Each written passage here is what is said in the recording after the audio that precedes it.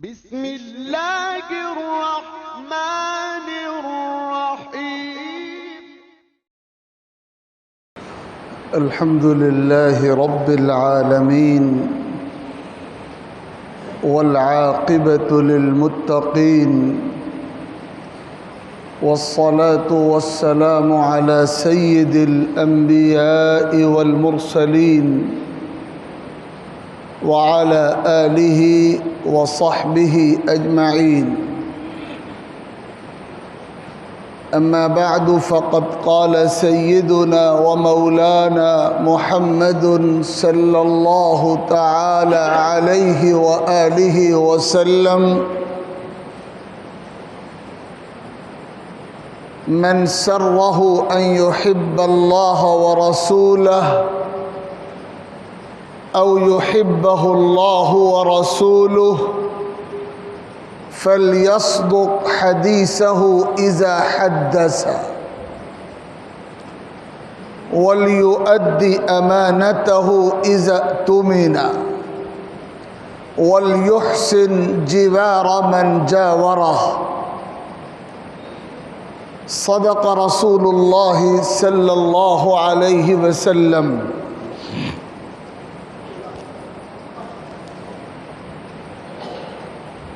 بزرگوں اور بھائیوں، سرور کائنات جناب محمد الرسول اللہ صلی اللہ تعالی علیہ وآلہ وسلم کی پاکیزہ اور مقدس زندگی کا ایک بہت ہی اہم باب فتح مکہ کا واقعہ ہے۔ آپ تصور کیجئے کہ وہ مکۃ المکرمہ جہاں سے آقا کریم صلی اللہ علیہ وسلم اور آپ کے اصحاب کو نبوت کے 14ویں سال کے آغاز میں ہجرت کرنے پر اور وطن چھوڑنے پر مجبور ہونا پڑا تھا، اور مسلمانوں کا قافلہ اپنے وطن کو چھوڑ کر نقل مکانی کرتا ہوا مدینۃ المنورہ منتقل ہوا تھا، اور آخری مرحلے میں آقا کریم صلی اللہ علیہ وسلم بھی اپنے یار غار سیدنا حضرت ابو بکر صدیق رضی اللہ تعالی عنہ کے ساتھ ہجرت کے مبارک سفر پہ روانہ ہوئے تھے۔ ابھی 8 سال پورے ہوئے تھے کہ حالات ایسے بنے کہ یہ کمزور قافلہ مسلمانوں کا، جس کی تعداد بھی کم تھی اور جس کے پاس اسباب و وسائل بھی بہت کم تھے، اللہ تعالیٰ کی قدرت کا کرشمہ تھا کہ یہی قافلہ پوری اجتماعیت کے ساتھ اور پورے جوش اور پورے عزم اور جذبے کے ساتھ مدینۃ المنورہ سے نکلا ہے، مکۃ المکرمہ کی فتح کے ارادے سے نکلا ہے۔ مہینہ رمضان کا ہے، سال ہجرت کا 8واں ہے، آقا کریم صلی اللہ علیہ وسلم سردار قافلہ ہیں۔ یہ قافلہ سفر کر رہا ہے اور بالآخر مکے کے باہر ایک میدان میں قافلے نے پڑاؤ ڈالا ہے، اور پھر 20 رمضان سن 8 ہجری کی صبح ہوتی ہے، اور تھوڑی سی مزاحمت کے بعد مکۃ المکرمہ فتح ہو جاتا ہے۔ اور یہ قافلہ جو 8 سال پہلے ہجرت کر کے نکلنے پہ مجبور ہوا تھا، آج فاتحانہ مکۃ المکرمہ میں داخل ہو رہا ہے، لیکن یہ دنیا کی انوکھی فاتح قوم تھی جس نے فتح کے بعد جشن نہیں منایا تھا، جس نے فتح کے بعد ظلم نہیں ڈھایا تھا، جس نے فتح کے بعد بدسلوکی نہیں کی تھی، جو فتح کے بعد انتقام کے جوش میں اندھا نہیں ہو گیا تھا۔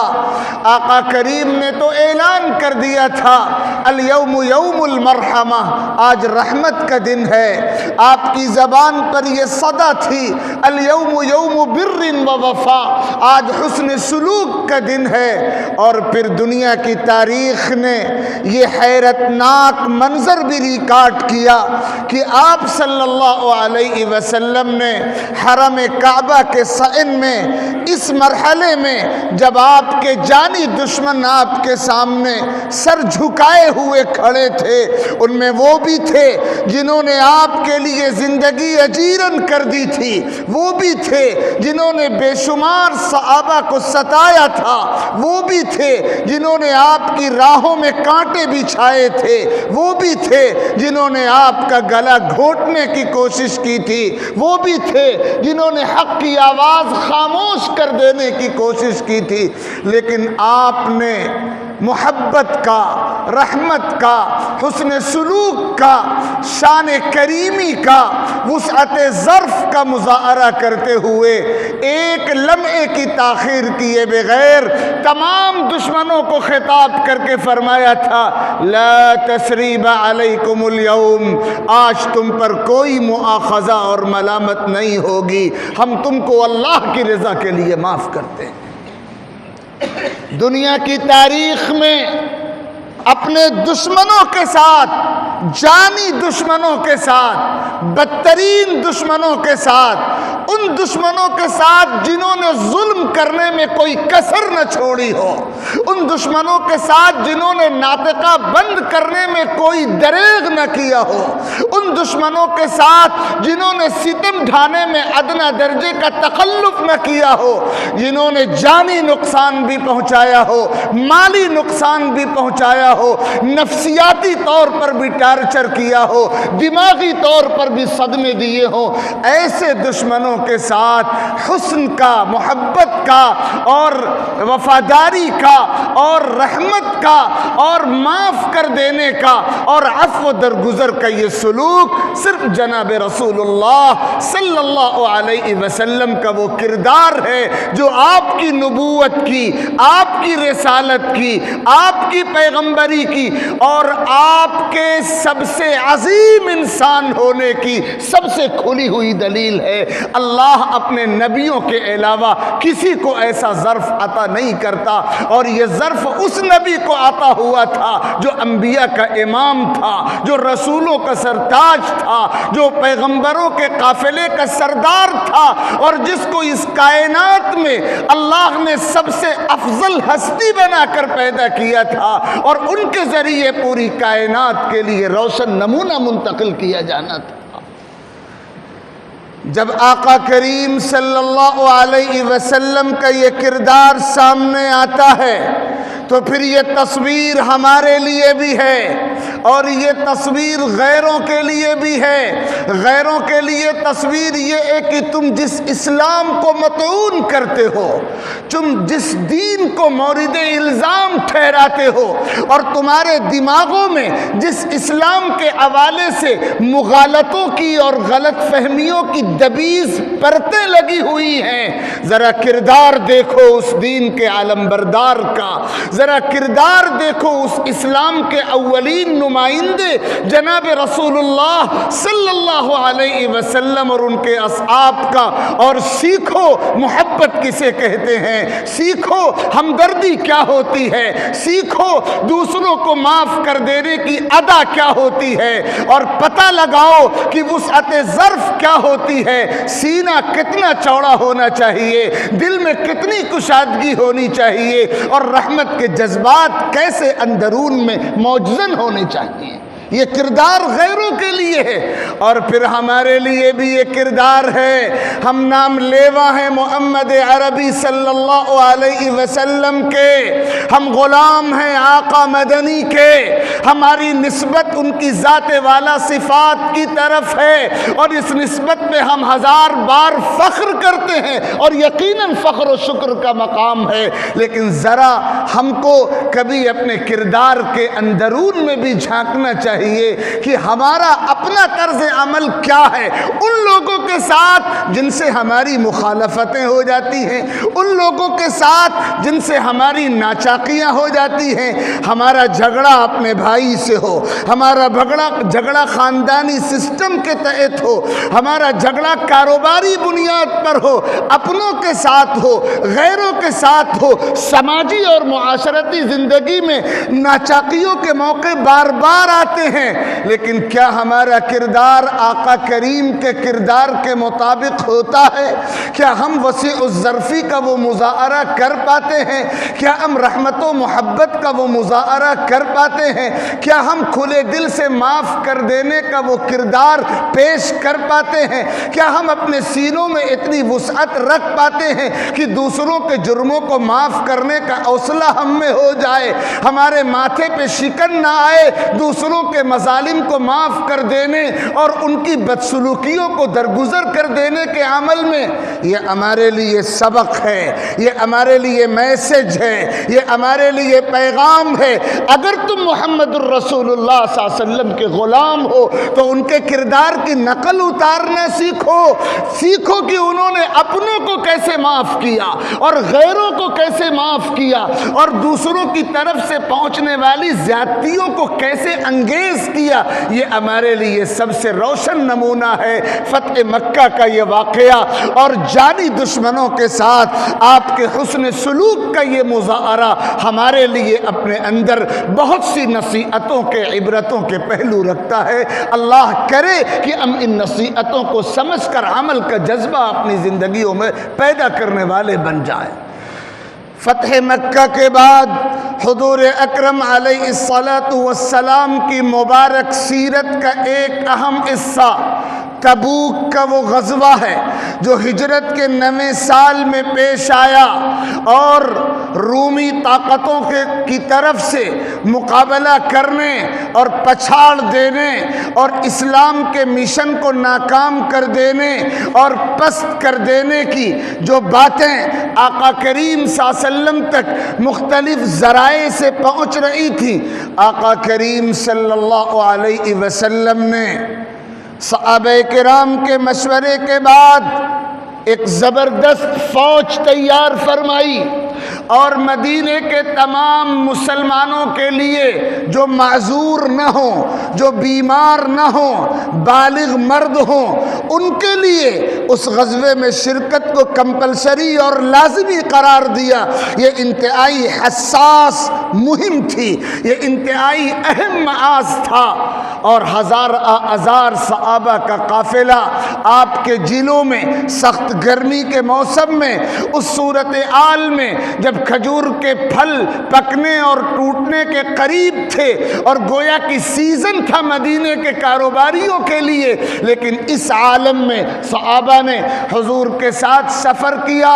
سینکڑوں بلکہ ہزاروں میل دور شام کے علاقے کا تبوک کے علاقے میں یہ قافلہ پہنچا۔ دشمن کو مسلمانوں کا جذبہ دیکھ کر مقابلے کے لیے سامنے آنے کی ہمت نہیں ہوئی۔ آقا صلی اللہ علیہ وسلم نے کئی ہفتے قیام فرمایا، اور اس قیام کی برکات سے ایک کام تو یہ ہوا کہ پورے علاقے پر مسلمانوں کی دھاک بیٹھ گئی، اور بہت سے لوگوں کے لیے قبول اسلام کا ذری موقع سامنے آیا، سینکڑوں افراد مشرف بے اسلام ہوئے، اور آقا کریم صلی اللہ علیہ وسلم انتہائی اہم ترین کامیابیوں کے ساتھ وہاں سے لوٹے۔ اور اب وہ وقت آ چکا تھا کہ مشن پورا ہو جائے اور آقا کریم صلی اللہ علیہ وسلم اس دنیا سے پردہ فرما جائیں۔ آپ کی مبارک زندگی کا پہلا اور آخری حج، جسے حجۃ الوداع کہا جاتا ہے،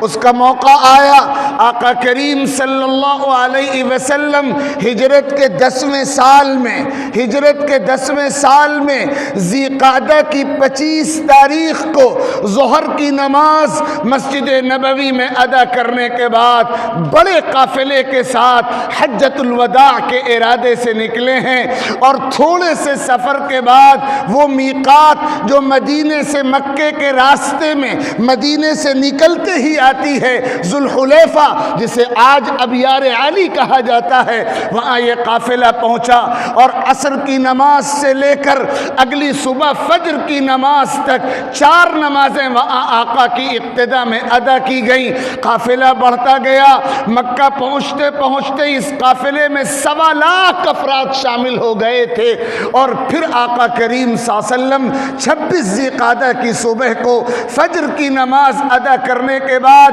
احرام کی چادریں پہنتے ہیں، اور لبیک کا ترانہ گونجتا ہے قافلے سے، اور یہ قافلہ حج کے سفر پہ روانہ ہوا۔ 4 ذی الحجہ کو قافلہ مکہ المکرمہ پہنچا، عمرے کی ادائیگی کا شرف پایا، مکے میں قیام رہا۔ 8 کو یہ قافلہ منی کی طرف روانہ ہوا، 9 کی صبح کو عرفات کی طرف روانہ ہوا، غروب آفتاب کے بعد وہاں سے مزدلفہ روانہ ہوا۔ 9 ذی الحجہ کا دن اتفاق سے جمعے کا دن تھا، اور آپ نے سفر کی وجہ سے ظہر اور عصر دونوں نمازیں وہی ادا کی جو حج کے احکام میں سے ہے ایک ساتھ، اور پھر آپ نے خطبہ دیا 1.25 لاکھ حجاج کو جو براہ راست مخاطب تھے، اور قیامت تک آنے والے ہم تمام مسلمانوں کو جو بالواسطہ مخاطب تھے۔ ایمانی زندگی کیسی ہوتی ہے، عقیدے کیسے ہونے چاہیے، عبادتوں کا رنگ کیا ہونا چاہیے، معاملات کتنے شفاف ہونے چاہیے، سماجی زندگی کتنی نکھری اور ستھری ہونی چاہیے، اور اخلاق کتنے پاکیزہ ہونے چاہیے۔ یہاں اس مختصر سے وقت میں ان خطبوں کی تفصیلات تو نہیں بتا سکتا، پوری زندگی کو کور کرنے والا خطبہ، پوری زندگی کی تمام میدانوں کو، زندگی کے تمام شعبوں کو سمیٹ لینے والا خطبہ۔ اور پھر اس کے بعد آپ شام کو مزدلفہ آئے، اگلی صبح 10 تاریخ کو منی گئے، اور پھر 10 کو بھی، اور 11 کو بھی، اور 12 کو بھی، اور 13 کو بھی کچھ حصہ منی میں قیام رہا، اور پھر رات میں آپ نے آخری طواف کیا اپنی حیات مبارکہ کا، اور پھر 14 کی صبح کو مدینے کے لیے روانہ ہوئے، اور 21 ذی الحجہ کو مدینے پہنچے، اور اس کے کچھ ہفتوں کے بعد بیماری کا سلسلہ شروع ہوا، اور بالآخر راجح اور معتبر قول کے مطابق ربیع الاول کی 12ویں تاریخ ہجرت کا 11واں سال چاشت کا وقت آقا کریم صلی اللہ علیہ وسلم اس دنیا سے پردہ فرما گئے، اور اپنے رب کے حضور اللہم الرفیق الاعلی کہتے ہوئے حاضر ہو گئے۔ نبوت کا دروازہ بند ہو گیا، آپ نبوت کی عمارت کی آخری اینٹ تھے۔ حضرت آدم کو اللہ تعالیٰ نے نبوت کی عمارت کی پہلی اینٹ بنایا تھا، اور آقا کریم صلی اللہ علیہ وسلم نبوت کی عمارت کی آخری اینٹ تھے۔ اب آپ کے بعد قیامت تک کوئی نبی نہیں آئے گا، کوئی رسول نہیں آئے گا، کوئی پیغمبر نہیں آئے گا۔ علماء، ائمہ، فقہا، محدثین، مفسرین، داعیان دین، خدام دین کی شکل میں آپ کے وارث آتے رہیں گے، آپ کے جانشین آتے رہیں گے، آپ کے مشن کا بیڑا اٹھانے والے آتے رہیں گے، دین کی امانت کو اپنے سینوں میں سنبھال کر دوسروں تک دیانتداری کے ساتھ منتقل کرنے کا فرض نبھانے والے آتے رہیں گے۔ ہم خیر امت بنائے گئے ہیں، ہم آخری نبی کی امت ہیں، اور قرآن نے ہم کو نام دیا خیر امت، ہم سب سے بہتر امت ہیں۔ لیکن یہ ٹائٹل بے سبب نہیں ہے، یہ ٹائٹل جو قرآن نے ہم کو دیا ہے اس کا میسج یہ ہے، اس ٹائٹل کا پیغام یہ ہے کہ ہم اٹھ کھڑے ہوں وہ مشن لے کر، ہم کھڑے ہو جائیں اس پیغام کو لے کر، اس دین کو لے کر، اس امانت کو لے کر جو ہمارے کاندھوں پر اللہ تعالیٰ کی طرف سے رکھی گئی ہے۔ مسلمان ہونے کے معنی یہ ہے کہ جو امانت دین کی ہمارے سینوں میں ہے ہم اس امانت کو اپنی پراپرٹی نہ سمجھیں، اپنی ملکیت نہ سمجھیں، اور ایسا خزانہ نہ سمجھیں کہ جس کو اپنے قبضے میں کر کے بیٹھ جائیں اور دوسروں تک وہ پیغام منتقل نہ کریں۔ چوطرفہ محنت کرنی پڑے گی۔ وہ اپنے جو اسلام سے تو وابستہ ہیں لیکن غفلت میں مبتلا ہیں، ان کو بیداری کا پیغام پہنچانا پڑے گا، اور وہ غیر جو اسلام سے محروم ہیں ان تک بھی دین کا پیغام پہنچانا پڑے گا۔ یہ وہ مشن ہے، یہ وہ کام ہے جو ہمیں سونپا گیا ہے۔ ہمارا کام صرف اپنے کھانے اور پینے کے انتظام پر اکتفا کر لینا نہیں ہے۔ ہم آخری نبی کے امتی ہیں، ان کے نام لیوا ہیں، ان کے غلام ہیں، ان کے فداکار ہیں، اور ان کی طرف نسبت کرنے میں اپنی عزت سمجھتے ہیں۔ اس لیے اس مشن کو اوڑھنا پڑے گا، اس مشن کو اپنی زندگی کا اٹوٹ حصہ بنانا پڑے گا۔ ہم میں سے ہر شخص مخاطب ہے۔ یہ کام کسی ایک فرد کا، کسی ایک گروپ کا، کسی ایک علاقے کا، کسی ایک کمیونٹی کا، کسی ایک خاندان کا نہیں ہے۔ ہر اس شخص کا ہے جس نے کلمہ لا الہ الا اللہ پڑھا ہے، ہر اس شخص کا ہے جس نے محمد الرسول اللہ کی امانت اپنے سینے میں رکھی ہے کہ وہ یہ پیغام اپنی استطاعت کے بقدر اپنے دائرہ کار میں، اپنے دائرہ اختیار میں، اپنے سرکل میں جتنی آواز ہے اس کی اور جتنا اثر ہے اس کا دور دور تک پہنچانے کی کوشش کرے۔ یہی وہ کام ہے جو کرنے کا ہے، اور اسی کام کے کرنے میں اللہ نے ہماری عزت رکھی ہے۔ رکاوٹیں ضرور آتی ہیں، مشکلات ضرور آتی ہیں، جانی اور مالی اور نفسیاتی اور جذباتی ہر قسم کے جاکسل حالات سے گزرنا ضرور پڑتا ہے، لیکن قربانیوں کے بعد ہی مشن پورا ہوتا ہے۔ ہمارا مقام اس دنیا میں قربانی پیش کرنے والی امت کا رہا ہے۔ آج ہم یہی سبق دہرائیں گے تو حالات ہمارے حق میں سازگار ہوں گے۔ قربانیوں کے بغیر امت نہ ماضی میں کبھی سرخرو ہوئی ہے، نہ آئندہ کبھی سرخرو ہوگی۔ اللہ رب العزت مجھے بھی توفیق عطا فرمائے، آپ کو بھی توفیق عطا فرمائے۔ جگر مراد آبادی کا شعر یاد آیا، یہ مصرع کاش نقش ہر در و دیوار ہو جائے، یہ مصرع کاش نقش ہر در و دیوار ہو جائے، جسے جینا ہو وہ مرنے کے لیے تیار ہو جائے۔ قربانی کا جذبہ جب پیش کریں گے تب قوم کو عزت ملے گی۔ غفلت کی نیند سو کر اور میٹھے قدم چل کر اور آرام قدوں میں وقت بسر کر کے عزتیں نہیں ملتی، عزتیں قربانیوں کی سیک پر ملتی ہیں۔ ہم میں سے ہر ایک کو حالات کے تقاضے کے مطابق قربانی کا جذبہ اپنے اندر بھی پیدا کرنا ہوگا، اپنی نسلوں کے اندر بھی پیدا کرنا ہوگا۔ اس کے بغیر ہمارا کھویا ہوا وقار، ہماری گمشدہ عزت، ہماری لوٹی گئی عظمت ہمیں واپس نہیں ملے گی۔ اللہ رب العزت وہ دن دوبارہ ہمیں دکھائے کہ ہم عزت کے ساتھ، عظمت کے ساتھ، وقار کے ساتھ، مجد و شرف کے ساتھ، غلبے کے ساتھ اور کامیابی کے ساتھ میدان زندگی میں قدم رکھیں، اور اللہ کی رحمتیں اور نصرتیں ہم پر سایہ فگن ہوں۔ آمین۔ وآخر دعوانا ان الحمد للہ رب العالمین۔